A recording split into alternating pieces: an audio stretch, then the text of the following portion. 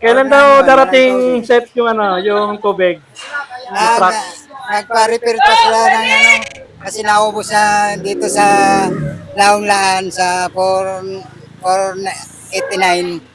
489, nag-refill sila. Doon na binagsak yung isang truck, tanker. So, babalik pa sila. Dito na sila sa Don Quixote pagbalik. Ilang Matagalan, medyo matagalan pa sila kasi atras, hanggang pa na atras yan, atras! magre-repairan pala na yung Atras tanker yan, nila, atras, tanker. atras yan! Naghintay lang kami. Gaano kadami yun, Sep?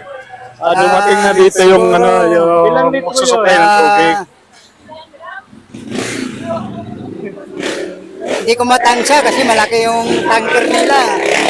Malaking tanker. Mahaba, siguro mga nasa mga 50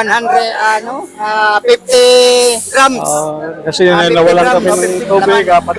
4 araw daw kami walang 50 tubig. grams. So, nag-ano yan ng bali nasa mga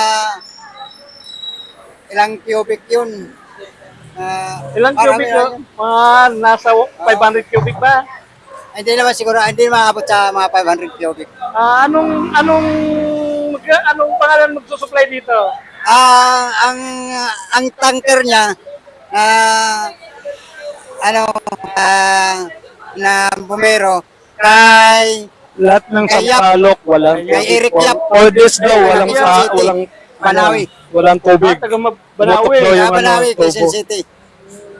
Kay Eric Yap. At sino naman nag-request na para pumunta rin? Nagpa-request ako sa kanila para kasi kawawa naman dito sa salit na building. Marami nakatira sa 7-Eleven. Kaya nagpa-request ako ng kung Kasi pwede. nawalan kami Request, ng pero tubig. pumayag 4 naman araw, pumayag 4 araw daw pumayag kami naman din walang tubig. yung sa tanker ng truck sa bumbero sa protection ano naman siya daw paparefill tapos babalik na. Pumayag. Pumayag naman siya. Mga anong oras daw darating? Yun lang hindi siya sinabi kung hindi namin na kung ilang oras siya kasi